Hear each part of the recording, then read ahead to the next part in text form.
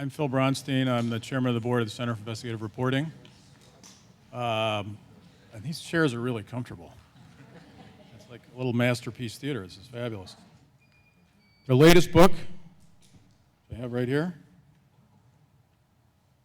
The title tells you something. It's The Betrayal of the American Dream, which you can get after we're done talking with them out in the lobby. And it's bound to be a bestseller, as was their first book on this topic 20 years ago. So please join me in welcoming what are affectionately known as Barlett and Steele. So this book was part of it made me want to blow my brains out.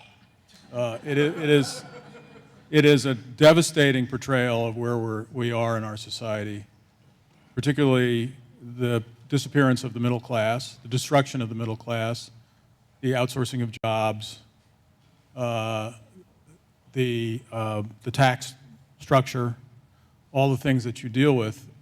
But these are things that you wrote about, or some of them anyway, 20 years ago. And I saw an interview that you did, I think in Vanity Fair at Q&A, where you said the problems have accelerated faster than you imagined. So what happened? Was no one listening? I guess is this on? Yes. I guess the first thing to say is that I'm glad we have a solutions chapter, because maybe that saved you from blowing your brains out. It did. It did. The first thing is Don and I've covered these issues for a long time. I mean, taxes, trade, what's happening to people, bankruptcy, healthcare. We've written a book about healthcare. So we know about a lot of these things. We've followed them. But when we look back to America, what went wrong 20 years ago, it is inconceivable, some of the things that have happened since then. I mean, just look at taxes. I mean, the economic elite, the aristocracy, the folks who make policy in this country, they'd already cut taxes. I mean, they'd already done some amazing things with trade. I mean, what more could they do? So along comes the last 10 years or so, not the last 4, but prior to that, where they put through some astonishing tax cuts. And the one that we cite in the book, which slipped through, totally public, it is absolutely amazing, dividend income. They make dividend income taxable at 15%. Never in the history of the tax code was that true. Dividend income was always taxed like salaries, wages, whatever else you earn. In some cases, more so. There was a period in the late 70s where it was taxed higher than whatever your earned income was. That slipped through, another $100 billion to the deficit. That would have been inconceivable to us 20 years ago, that such a thing could be implemented. But it reflects how the economic elite now control this country, that they've been able to push these things through successfully. And now, of course, they want to turn around and cut the deficit, which they have added to and contributed to by things like that. So I think, you go back to what went wrong. Don and I have talked about this a lot. When we wrote What Went Wrong, it was very controversial, though it was a bestseller. And some people called us alarmists. They said when this recession's over, back in the early 90s, everything will be fine, and we'll be hunky-dory again. The economy will be taking off. We said, well, don't bet on it based on these things unless we change our ways. But frankly, we totally underestimated the skill that these people would have in further affecting the changes that they've done. Can you just clarify, because in the book, in several places, you talk about this is not a Democrat or Republican issue. Particularly on... So who's the they and these people? Well, particularly on trade and deregulation, both parties, their fingerprints are on over all of this legislation, most of this policy. And taxes, it's a little different. The Democrats have been, they're even though they've gone along with some of these measures, they're closer to what we think would be a proper tax code in that sense. But we talk about the economic elite. It's obviously corporate presidents. It's a lot of wealthy people who've poured money into think tanks, nonprofit foundations that have spewed out a lot of propaganda in the form of studies that suggest that things like unrestricted free trade is great, that we shouldn't raise the minimum wage, that health care should be totally in the hands of the private market, that the government shouldn't have any effect in that. all of these things are trotted out under the guise of scholarly, nonpartisan studies. And this is the point we make in the book. This is one of the biggest differences between, years ago. A lot of wealthy people have never liked to pay taxes. I mean, there's nothing new about that, and they've been striving to keep their taxes as low as they can for a long time. But what happened in the 70s, they began forming these foundations, these nonprofit entities. I mean, Cato Institute is one, Heritage is another, a whole series of spill-offs from that. And they're the ones who trot out these studies that a lot of the media picks up as gospel, as though half the country believes these things, when in fact the benefits that they are advocating go to just a tiny sliver of the population. But sometimes when you read these things, you read these stories, you don't know that because that point doesn't get made. So that's who we refer to as the economic elite. And a lot of them are politicians as well who've gone along with this. And you include the media in a couple of places Exactly. in that litany of characters. And I'm just wondering, you can pump out study after study and essentially start all these think tanks and come up with endless position papers, but unless people are printing them and not printing them with analysis and not printing them with, now the sort of the truthiness factor in news is fact-checking. But even that seems to be, what do you think? Very sketchy. That's exactly right. Nobody has done more to sell free trade, supposedly free trade, than these special interest groups. There's just a couple of numbers that are worth thinking about. We have had 37 consecutive years of trade deficits. But everyone is worked up or agitated about the budget deficits. Of the two, if you don't fix the trade deficit, there will be no jobs. And the budget deficit will always be here. But yet no one pays any attention to it because that's not in the interest of the economic elite. In the news media, this is one of those areas where the news media has completely fallen down. We barely deal with this subject, and the response you get so often is, well, you're being protectionist, or you can't do that. Smoot-Hawley, that's that phrase from 1930 that just sends tremors through academics. Never mind that Smoot-Hawley came after the Depression began. But people get so agitated over the budget deficit because it works in the interest of the economic elite. Your taxes are going to go up, your programs are going to be cut, and it bails them out. Because they know if this continues, they're going to have to cough up some money at some point in the future to help pay off the budget deficit. So don't look for anyone. And the news media in this is just out to lunch. The New York Times has been one of the biggest supporters of totally unregulated trade there is out there. And nobody looks at it. Nobody looks to see what is really happening. And that's how you gauge what you're reading. Okay, what have they looked at, and who are they quoting? Are the people behind the studies they're quoting the Koch brothers? Most often they are. So the two of you, hugely respected in the profession, well known. The book 20 years ago, America, What Went Wrong, was a New York Times #1 bestseller. So it's not as though people are not reading about this. And the case, because what you two do, among many other things, so well, is dig up these extraordinary statistics about job losses and about billions of dollars. I especially like the Clinton piece, which we'll get to in a minute, about NAFTA. But so what do we do?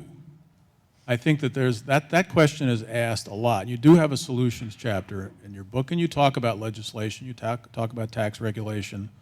How do you get people to act? Well, because a lot of your solutions require that people do something. What? We're fighting. Well, yeah, we're going to fight over this. All couples do that. Let me Will just any- say, it's all right. You'll get over it. I mean, I defer to you if you're. the thing you think would be easiest, I'm going to let Jim deal with the trade. The thing that should be easiest is taxes. The budget deficit is not a problem. It's a problem created deliberately by the economic elite to keep you people in your place, period. Because it's very solvable. Well, you want to raise taxes on the rich.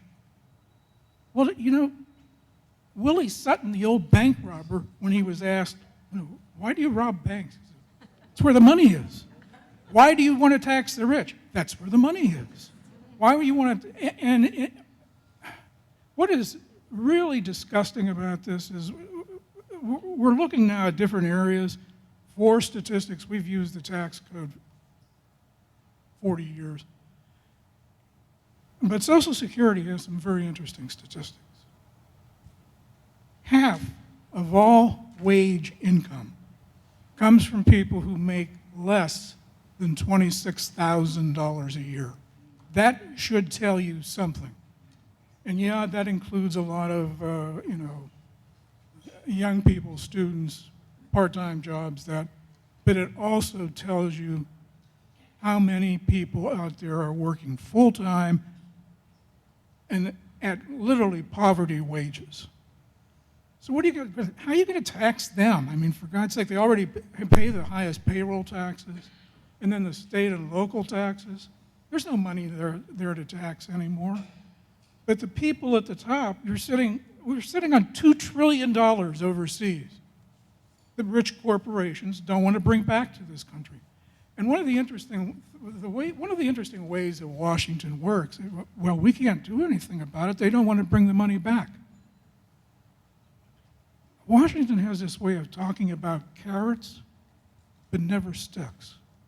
And so the simplest thing would be, okay, you've got 1 year to bring it back. If not, that tax is going to double, and then it is going to triple. And then we will begin seizing your assets. That's how you get people. And that just doesn't happen because there is nobody in government with a backbone. And we've also, quite frankly, lost our moral compass in this country. Well, they did a survey, I think in 2004, that showed that, I may get these numbers a little wrong, but 50% of senators go into lobbying after their Senate career. Yes. 42% of House of Representatives members, Congress people, go into lobbying. So you have a system that's a little bit rigged. No, it's a lot rigged. Exactly. So let me ask again, what is it that people are supposed to do? I mean, it's one thing to be outraged. This is a sort of a contemporary debate in journalism. If you write a good story, people react. They get mad, they get irritated, they get passionate, they want to do something, and then we walk away. That's a little bit our tradition. The underlying thing that I think everybody agrees has to change in the country is the money in politics.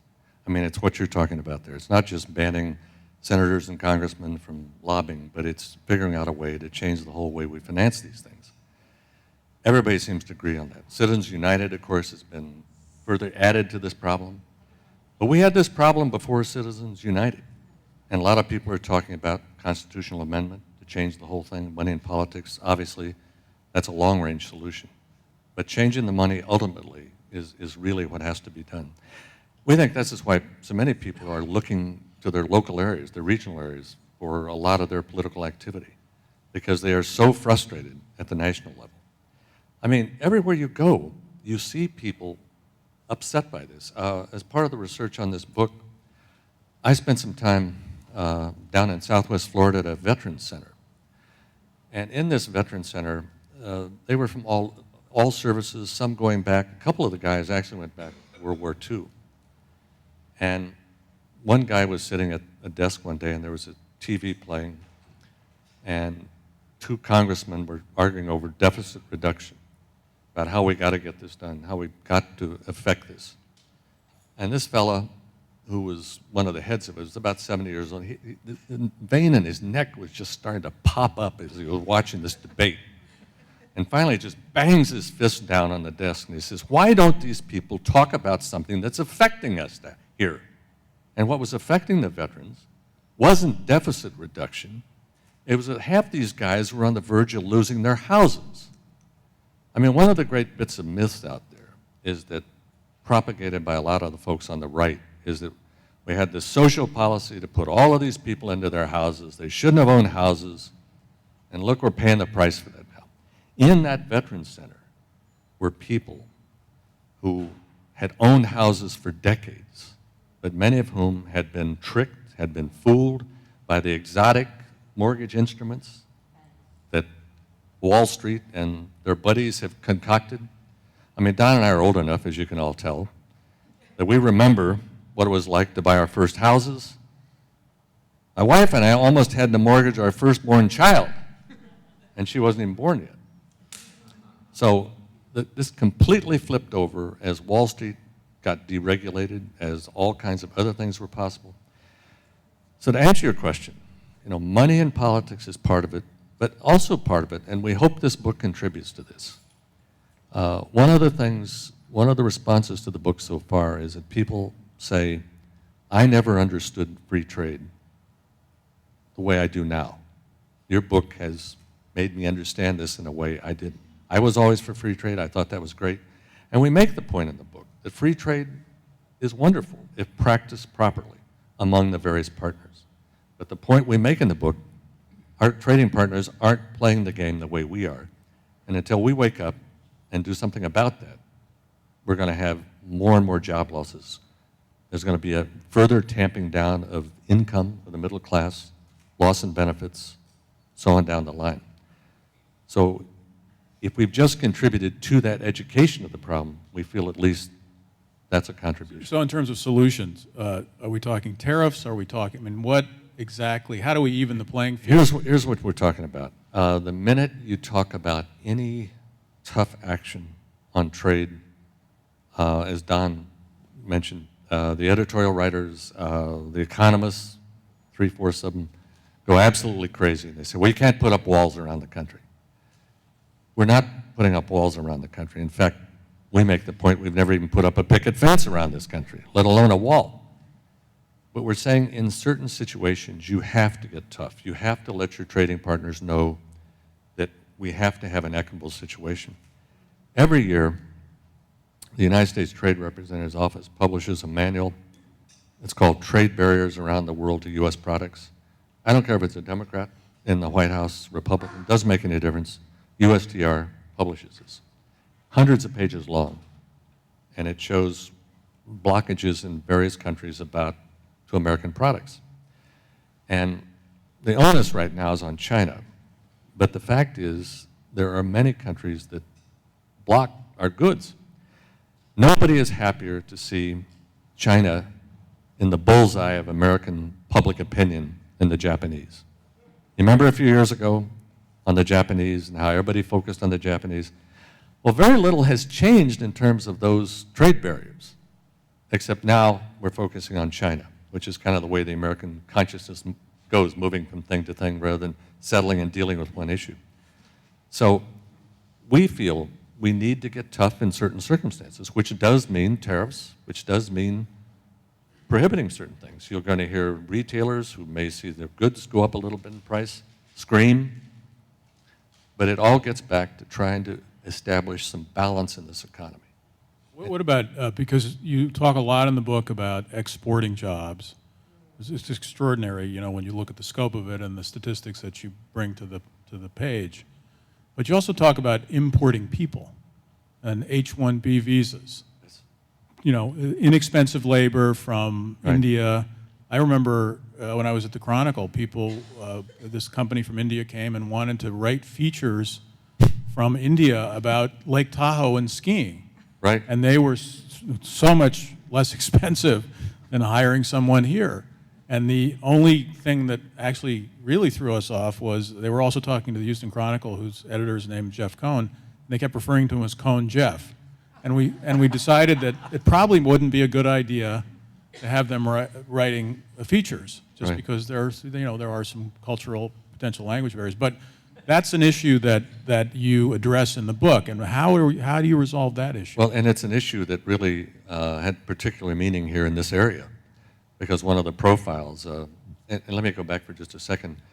When we wrote America, What Went Wrong, everybody said, let those manufacturing jobs go, let those dirty jobs go. We're going to have the smart jobs, the intelligent jobs, the brain jobs. Those are going to be ours.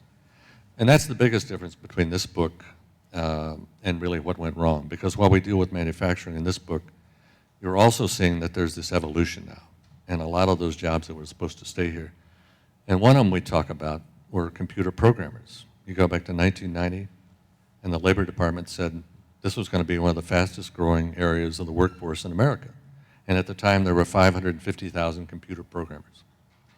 And if they said that workforce will grow at a rate higher than the workforce as a whole. If that were true, we'd have 800,000 plus computer programmers. The fact is we have about 400,000. And among them are thousands of the folks that you've just been talking about, the guest workers who've come in ostensibly because there is a shortage of those people.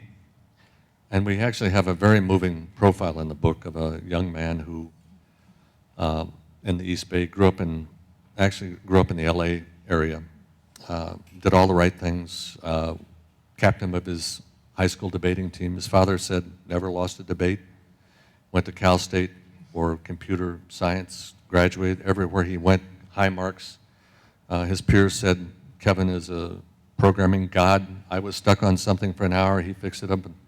He winds up at a bank in the East Bay, dealing with a programming unit that deals with wire transfers, among other things, which have to be constantly changed and updated, apparently. And then one day the bank starts bringing in the guest workers that you're talking about as a prelude to moving all the work offshore.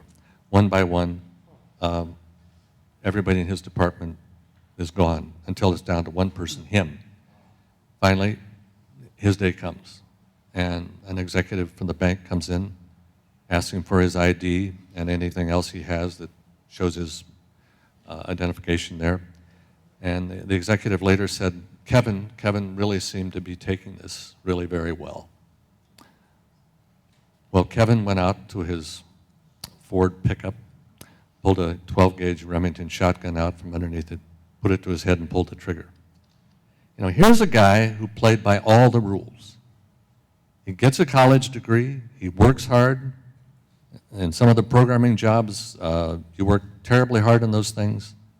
And then partly because of government policy, public policy, that we think is awry in this case, he loses that job and ultimately, of course, takes his own life.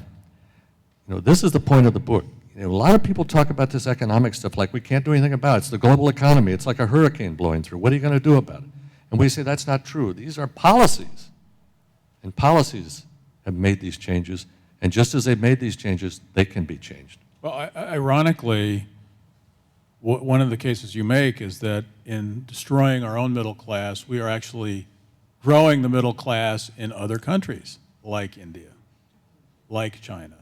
Right. And so you have a quote from a CEO in there who talks about, you know, if we can create 4 jobs in China and we lose one, or we can create 4 people in the middle class and lose one here, that's worth it.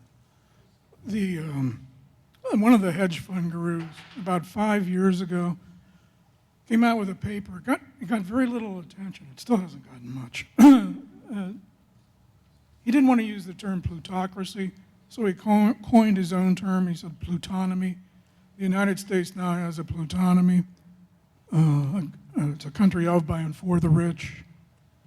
And it got very little attention. You would think that something like that would be picked up widely by the mainstream news media. It really wasn't. And his point was, just as you said, Phil, the growth of the middle class in China, in India, in Brazil, among other countries, dwarfs the middle class in this country to the point where the middle class here is irrelevant. And this is the hedge fund guy making this point. And now you've seen one study after another. Advertising age has dismissed the middle class in this country as insignificant. So why do people here think they're going to have a better life if all these other people at the top think they're insignificant? Because I got to tell you, they're right. They've crafted this system to work to their interest and against your interest, and that's the way it's going to play out until people here wake up and demand change. There's another irony, which is when Rosie and I were foreign correspondents in the 80s, during the Cold War, all the United States wanted to do was create middle classes in these countries, which was going to be a bulwark against, communist expansion. Right. And so now, we're in a very different place. You talked about the very touching story of the young man who took his life, but you've got stories in there that are very human about Birdseye, about Vice Grip, about Rubbermaid, about Hallmark cards, all these companies either getting taken over by, equity firms, decimated, jobs shipped overseas.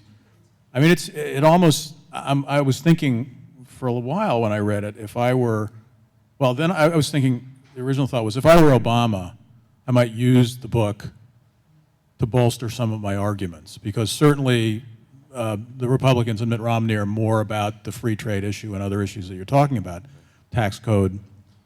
But then I thought, let's see, who would I think would use that more effectively? It's not entirely clear, because the things that have been happening the last 4 years.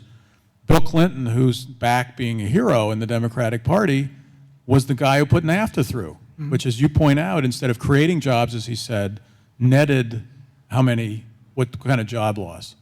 Well, And he tripled the debt. And he tripled. exactly. I mean, we had a trade surplus with Mexico when NAFTA was passed. And the idea was that we would increase that surplus. And in fact, there were these quotes about all the Cadillacs we were going to sell to folks south of the border.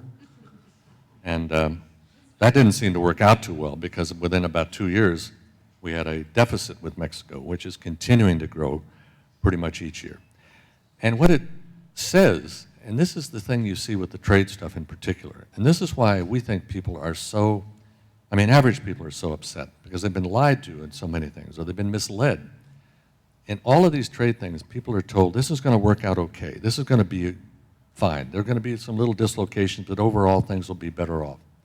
And that's a perfect example of where that's not true. And it's not just NAFTA, it's like every one of these trade agreements. And people are trotted out who say, this is going to be good, this is going to be wonderful, but down the road, it isn't. The thing about NAFTA, one thing about it, it also illustrates, unfortunately, the bipartisan nature of these things. NAFTA was negotiated by Bush 1, passed under Clinton. Various other parts of it were implemented under Bush 2. Obama's now dealing with the Mexican truck issue. Somebody sent me a newsletter from, I think it was Phyllis Schlafly recently, I don't know why they did this, and she was all over Obama because of the Mexican trucks. And this gets to the heart of the misinformation in this country. This thing makes it sound like this is Obama's issue, the Mexican trucks. The Mexican trucks are originally negotiated in the original agreement with Bush 1. Clinton passes it and tries to implement it. Bush 2 tries to implement it. There are a number of things that stop it. Obama, of the last 4 presidents, has had the least to do with NAFTA. And yet here you have somebody peeling out this newsletter that makes it sound like he's at fault with it. But this is typical of the misinformation in the society. And anyway, it drives us crazy as journalists. How does that as journalists, that misinformation courses through the media? It courses through the media, and some of the people who perpetrate this misinformation should know better. A couple weeks ago, a leading columnist in the New York Times. Tom Friedman. No, this wasn't Tom. Usually you're right. This was another one. That in your This book, was by the another way. one. It's nothing personal about Tom, but I just think he's wrong on trade. But anyway, this was another columnist. And this columnist was writing about taxes. Remember this story, Don? And it had this line. It said, it talked about how there's this debate about what happens if you increase the taxes on the wealthy and so forth. And it said, back in the 50s, or World War II, top tax rate was 94%. But of course, nobody paid 94% back then because of all the loopholes in the tax code. The reason they didn't pay 94% had nothing to do with loopholes. It had to do with the fact that 94% only applied to the last bit of their income. Because back then we had a progressive income tax. The more you made, the more you paid.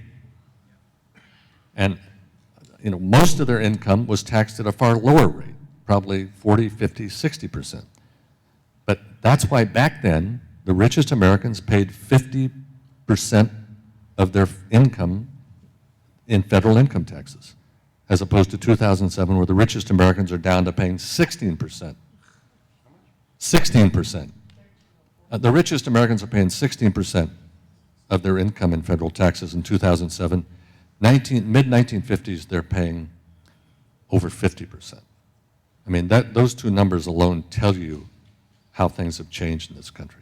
I just have to ask you, I mean, you visited the Bay Citizen CIR, Center for Investigative Reporting office yesterday. You saw a lot of very enthusiastic, idealistic, Absolutely. ambitious, talented young journalists. True. What future is there for them in a system that you yourselves describe as essentially corrupt and at some level?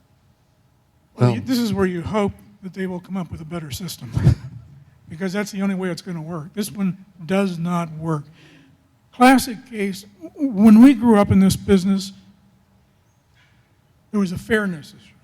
And fairness was defined by the journalism schools, the editors of the New York Times and the Washington Post, as giving equal weight to both sides. Well, that kind of worked for a little while. But now today you can see that concept is so flawed that it should have been dismissed out of hand at the time, because what do you do when one side lies all the time and you give them equal weight? And that is what is happening here now. And we can still hear this from fellow journalists. Well, we've got to give them equal. There's nothing new about this. It even plagued Winston Churchill, a fair writer himself, who once said, "Would you give equal time to Judas Iscariot?" That's nonsense. So nonprofit journalism is the answer. Well, Right? Nonprofit investigative journalism. Well, the models are changing, and we're not sure how it's going to work out, but we think, journalism has always been a calling. I mean, people don't go into it to make a lot of money, as a rule.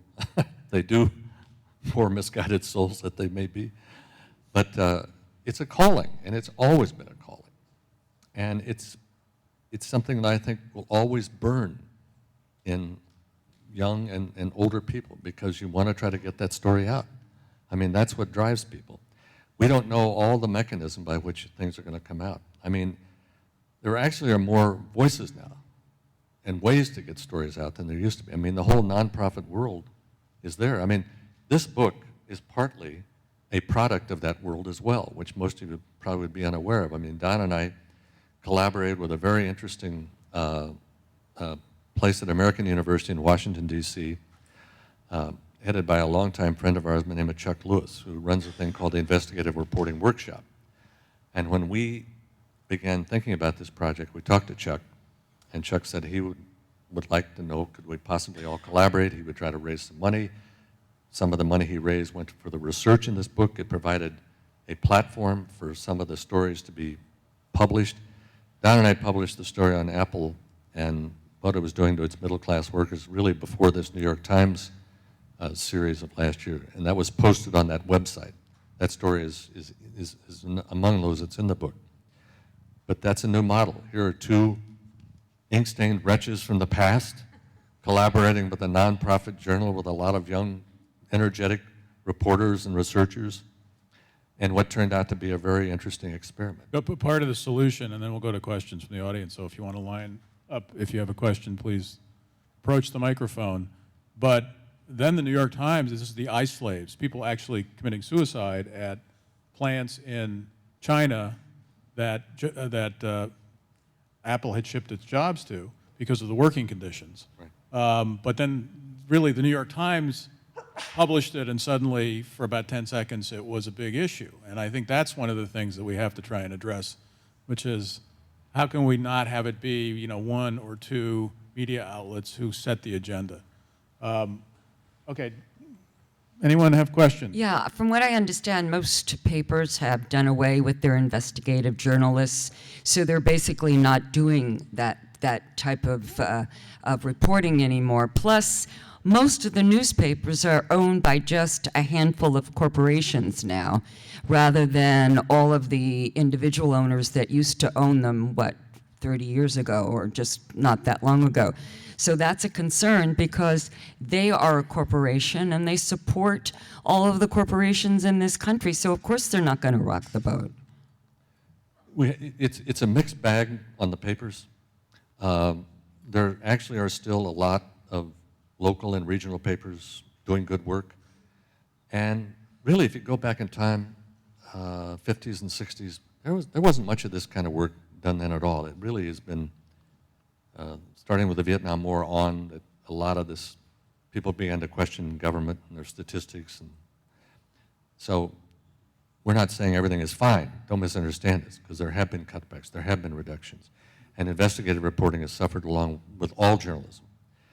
But to us, the greatest gap is at the national level. While the Times does a certain amount of this work now that they didn't used to do, a lot of the other papers aren't, and a lot of other places aren't picking it up, because the news hole of a lot of newspapers is small. And television, in our book, doesn't do what it's capable of doing. So we just hope with the multiple voices, we'll all figure out a way to make sure some of this story comes out. How that's going to work out is anybody's guess at this point. Pardon me? The internet? I mean, there is a tremendous amount on the internet. There really is.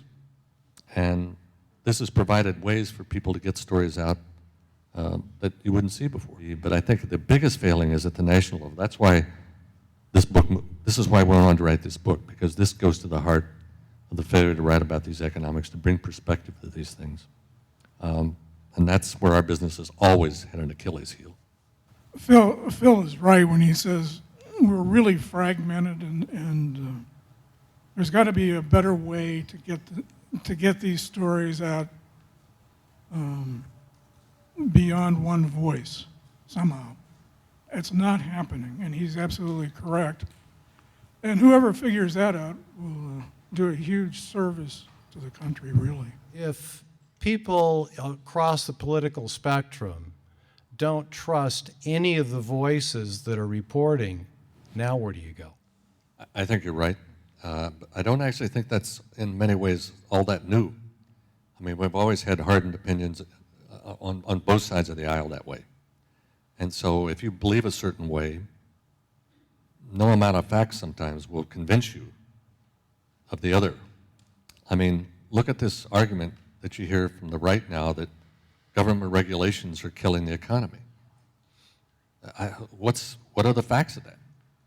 I mean, it's just a statement that you hear out there. It's just one of those cardinal beliefs. One question is what you think of ProPublica. Another question is, how much is enough? It's you want to pay as little as you can in taxes. That's all it is.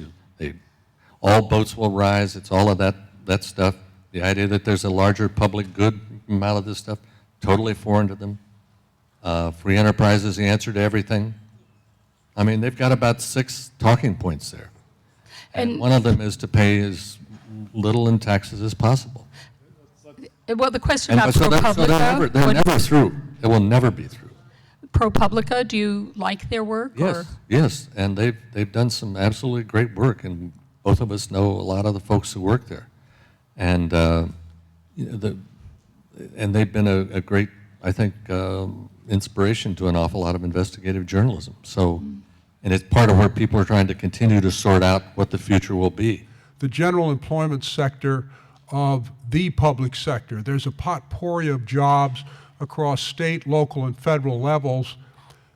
Do you see any relationship between this attack of the upper elite classes, now including this stable bastion of the middle class, that is to say the public sector? Oh, they've done a remarkable job in pitting, and we wrote about this. There's a reference to it in What Went Wrong. We said if the nation does not change its policies, it is on the road to pitting private employees against public employees, and that has happened. And it is going to happen with a real vengeance, because nobody in the private sector whose wages are going down, is going to stand very long for paying $100,000 pensions here in California. That is not going to fly. And people who think they've earned those pensions, and they have, it doesn't matter. The rules have changed. And under the new rules, you better fix it, or somebody else is going to fix it for you. I guarantee you that. But it's typically part of the divisiveness that you see, really, that the economic elite try to foster. They fostered this. Drive the wedge. It is a beautiful, really a beautiful system that they came up with. You now have locally here a situation where there's a suit that's been filed by retired police officers in the city and county of San Francisco against currently employed police officers, because the more powerful currently employed police officers have bargained away certain retiree benefits. So you now have one entity, that is active duty cops, retired cops, now embroiled in a vicious fight. We have a whole section in the book on retirement, and I'll just bit a real quick synopsis of it. Again, Don and I have looked at these issues for a long time, so we're not novices. We know generally what's going on. Some of the numbers blew our mind. Since 1985, anybody have a guess as to how many pension plans have been killed in this country, just in private industry, not public employees? 85,000. In the 50s, 60s, and 70s, more and more people became covered by those plans. But beginning in the 80s, all of that began to reverse as the laws were changed and Congress went along with what corporations did, which was to shift people into 401ks.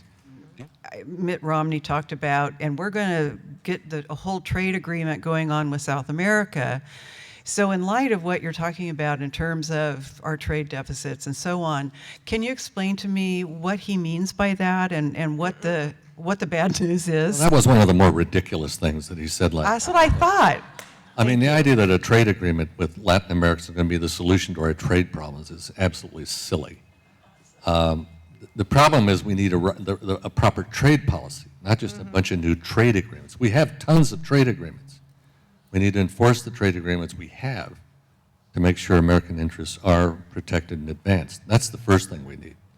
And he's also, a number of the points he's made about China are actually correct, and you'll find them in our book. But China's only one piece of this puzzle. I mean, this is a bigger issue than just China. There's many, many countries that discriminate against U.S. goods. And that's the point we try to make in the book. We want people to realize that fair trade is not practiced by the rest of the world. And until we face that, we're going to continue to be in this hole. Let's not give it all away, because we want people to buy the book. Yes. Question: how do you see your work becoming appealing enough to people that they want to support it en masse through outlets like California Watch and Center for Investigative Reporting and such? But I actually think there's a much more bedrock of belief in X number of people wanting information than sometimes we realize. I don't know exactly how all of that gets connected. I mean, there are a lot of people experimenting with the idea of people paying online for some things, and the same way we paid for newspapers, or do pay for newspapers, subscription magazines. We don't know the answer, but we do think that bedrock is there, and we all have to figure out a way to create a model so that it can survive, because certainly democracy needs it, people need it, people want it. The interesting thing about the right and the left of this country, they both are so upset over the money in politics. Isn't that it? That's the one thing that they kind of totally agree on. So the more we can find things like that everybody can get together on, maybe we can find some solutions to these things. Yeah, I was going to say, we have California Watch as part of Center for Investigative Reporting, and the idea is we're watching government, which makes people happy on both sides of the aisle. Exactly. So I think that's one way to do it. And the other thing is, we're experimenting with all sorts of different platforms, because you have to go where people are and how people get their information. So, we're doing video, we're doing animation, we're doing a wide variety of things to get that same set of facts out there. And I think that's one way it's going to happen. This is really what I'm driving at. In my time, it was the newspapers, newspapers, newspapers. Right now, even though I still get the New York Times and I look at it on the internet and everything else, it siphons down what my interests are. It's getting to be where the net will discern for you what your interests are. And it's cutting us off from the real background of what we need to make educated and informative guesses. And I don't know how I'm going to overcome that on my net. And I need people like you to really say, there are parts of the net that need to have a broader base, go in depth on the issues, and we can know to turn to them the way I used to turn to newspapers. Is there an answer for me? We never would have guessed this in a million years, because, you know, when this became available, it looked so great. There are so many things wrong with it now, and if some controls aren't put on sooner than later, exactly. Okay. The other side of that quickly is we've almost always had to connect the dots when it comes to news. I mean, who reads one thing? And so that continues to be, I think, our motto. You just have to figure out what the dots are. Thank you all for coming. Thanks in particular to Don Barlett and Jim Steele. I'll be signing books over here. Thanks to General Myatt. Thanks to the Marines Memorial. Thank you for coming.